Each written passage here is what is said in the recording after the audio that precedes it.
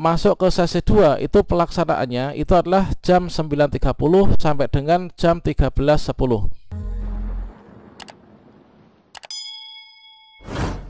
Baiklah sobat-sobatnya, tentunya saat ini kita baik itu pendaftar CPNS maupun juga P3K 2023 sudah berhasil mengunduh kartu peserta ujian yang versi lengkapnya ya.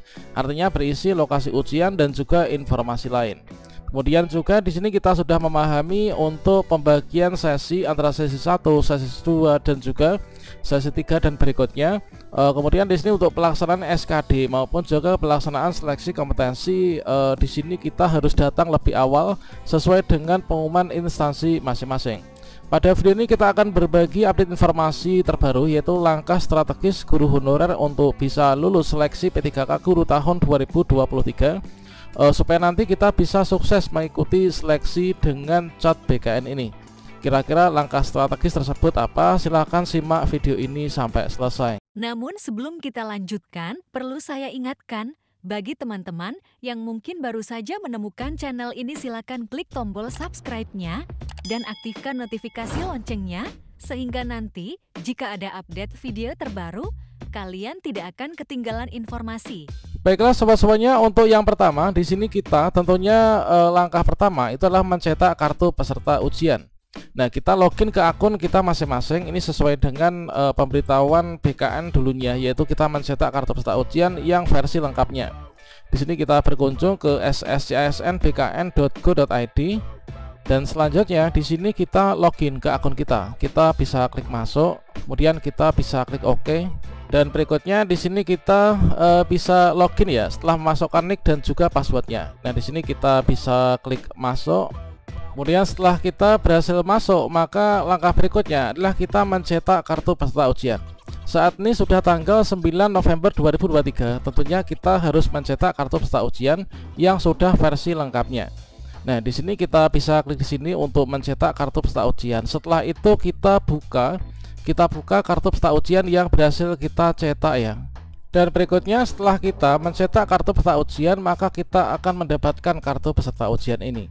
Nah, di sini sebagai contohnya, ini adalah saya berada di instansi yang saya lamar, itu adalah Dinas Pendidikan Kabupaten Ngawi, yaitu dengan ijazah yang saya miliki S1 Pendidikan Agama Islam, kemudian formasi jabatan yang saya lamar. Kemudian untuk lokasi ujian di sini sudah berisi lengkap, yaitu Asrama Haji Madiun misalkan. Kemudian berikutnya di sini di bagian informasi lain, ketika teman-teman mencetak kartu peserta ujian, sampai saat ini di bagian informasi lain ini masih kosong, maka teman-teman harus segera mengetahui untuk detail informasi pelaksanaan ujian di jadwal kita itu kapan. Nah, di sini nanti sebenarnya akan muncul segera ketika menjelang pelaksanaan seleksi kompetensi. Namun alangkah baiknya ini kita jemput bola ya. Jadi kita untuk melihat ini secara lebih cepat, itulah kita berkunjung ke website instansi kita masing-masing. Oke, di sini saya adalah untuk lokasi ujiannya ini adalah di BKN Madiun, ini dengan penempatannya. Kemudian informasi lain untuk detail waktu per sesi dengan nama saya, ini adalah kita berkunjung ke website instansi. Karena untuk instansi yang saya lamar itu adalah pemerintah Kabupaten Ngawi, maka di sini saya berkunjung ke BKPSDM Ngawi. Saya akan mengetikkan kata kunci BKD Ngawi, enter. Kemudian kita klik di sini BKPSDM Kabupaten Ngawi, kita klik. Dan selanjutnya di sini saya sudah berkunjung yaitu ke BKPSDM Ngawi, merupakan pusat informasi tentang penyelenggaraan seleksi CASN 2023. Nah, berikutnya di sini kita cari informasi terbaru ya. Kita scroll ke bawah. Di sini sudah ada informasi terbaru yaitu terkait tentang jadwal seleksi kompetensi P3K guru dan juga nakes ya di Kabupaten Ngawi. Tentunya daerah lain pun teman-teman juga bisa melihat dengan cara seperti ini, yaitu kalau misalkan di kartu ujian masih kosong, kalian berkunjungnya ke website instansi masing-masing. Kemudian kita klik di sini untuk read more. Sekarang kita sudah mendapatkan filenya. Nah, berikutnya inilah untuk jadwal seleksi kompetensi P3K guru dan nakes di Kabupaten Ngawi. Berikutnya di sini teman-teman unduh saja ya, unduh untuk mencari spesifikasi nanti untuk nama kita itu lokasi ujian di mana, mulai kapan, datangnya jam berapa, dan peraturannya itu seperti apa. Ini kita klik di sini untuk mengunduhnya teman-teman. Setelah berhasil kita unduh, maka file PDF-nya ini kita buka ya. Kita buka. Kemudian di sini langkah pertama, sebelum kita membaca informasi pengumuman jadwal seleksi kompetensi, sebaiknya kita mengetahui dulu kita itu ujiannya hari apa, kemudian jam berapa, sampai dengan jam berapa di ruang berapa. Ini kita bisa mencari dengan pencarian cepat. Di sini dari file sejumlah 38 halaman, ini kita ketikkan saja di sini cari. Kemudian teman-teman ketikkan namanya ya. Nah, di sini kalian ketikkan nama kalian. Misalkan seperti ini, kemudian di enter, maka nanti akan langsung diketemukan. Nah, ini berarti saya sudah mengetahui saya itu nomor urut 160. Inilah nomor peserta saya. Kemudian ini adalah nama saya. Kemudian jadwal untuk pelaksanaan seleksi kompetensi saya ini adalah pada tanggal 16 November 2023. Nah, nanti saya seleksi kompetensi ini adalah tanggal 16 November 2023. Ini tepatnya di hari Kamis. Dan saya ini masuk ke sesi 2. Masuk ke sesi 2 itu pelaksanaannya itu adalah jam 9.30 sampai dengan jam 13.10. Sebenarnya ini nanti akan termigrasikan ke kartu peserta ujian yang ada di akun SSC ASN masing-masing, yang nanti kita bisa unduh melalui kartu peserta ujiannya. Namun sementara belum muncul, ini adalah teman-teman lebih baik ini menjemput bola untuk mengetahui lebih awal ya, dengan cara berkunjung ke instansi masing-masing. Nah, setelah kita itu mengetahui kita ujiannya itu kapan, kemudian di mana, masuk ke sesi berapa, jam berapa sampai dengan jam berapa, sebaiknya di sini kita pahami untuk tata peraturan pelaksanaan seleksi kompetensi CAT BKN supaya kita tidak gugur ya. Kita cek dulu untuk isi dari pengumumannya. Yang pertama, jadwal seleksi kompetensi ini bisa dilihat di terlampir, tadi sudah kita bisa lihat. Kemudian dokumen dan perlengkapan yang wajib dibawa. Ini ada 3 hal yang wajib dibawa. Yang pertama yaitu kartu KTP ya, yaitu KTP asli atau KTP elektronik yang masih berlaku atau surat pengganti KTP. Yang kedua, inilah kartu peserta ujian yang dicetak di akun SSC ASN masing-masing, nanti akan ditunjukkan kepada panitia. Dan pastikan teman-teman mencetak kartu peserta ujiannya itu adalah yang berwarna. Pastikan fotonya itu jelas supaya nanti ketika masuk ke face recognition itu nanti kita bisa lolos ya, dan bisa masuk ke ruang ujian. Yang ketiga, teman-teman wajib membawa pensil kayu. Nah, pensil kayu ini bukan pensil mekanik ya, wajib pensil kayu. Kemudian tidak ada mekanisme penggantian jadwal tes, jadinya teman-teman harus menyimak jadwalnya masing-masing. Jangan sampai nanti nggak hadir kemudian minta penggantian jadwal, itu tidak ada ya, dengan alasan apapun.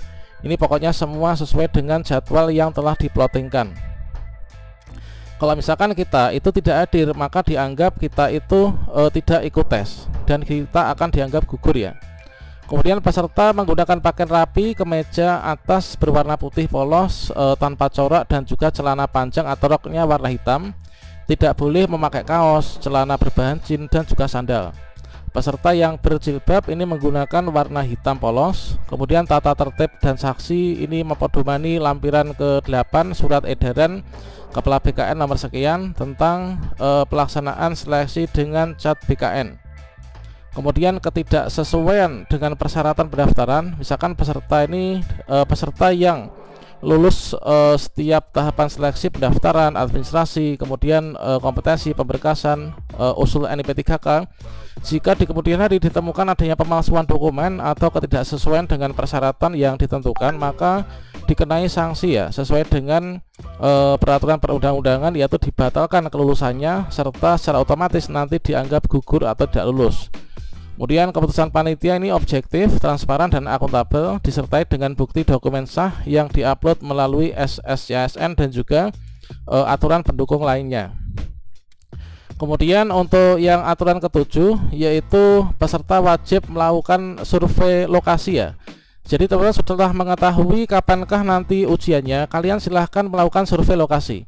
Misalkan saya itu nanti di tanggal 16, berarti tanggal 15 saya akan mengupayakan. Tanggal 16 saya ujian di Asrama Haji Madiun, berarti tanggal sehari sebelumnya, tanggal 15 itu saya sore-sore akan nyantai ya, atau paginya itu kalau pas libur itu San Mori lah, ke sana jalan-jalan sambil melihat-lihat lokasi ujian saya di mana gitu ya.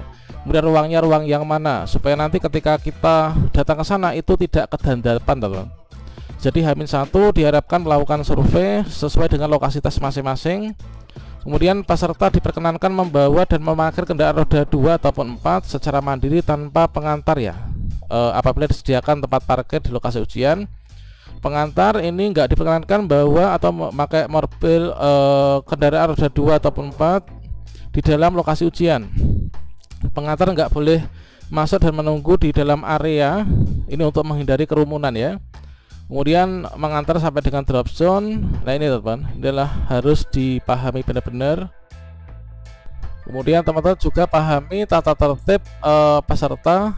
Ini adalah untuk hadirnya 60 menit sebelum waktu dimulai ya, karena nanti akan ada yaitu pemeriksaan.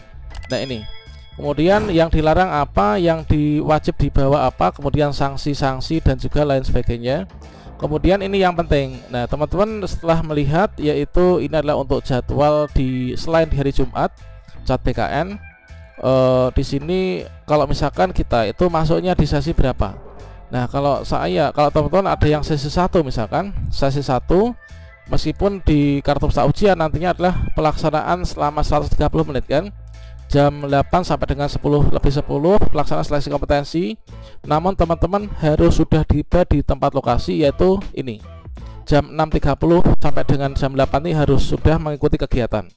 Jadi setidaknya jam 6 kita sudah sampai di lokasi, supaya nanti jam 6.30 ini kita bisa mengikuti kegiatan-kegiatan mulai dari registrasi dan pemberian PIN peserta.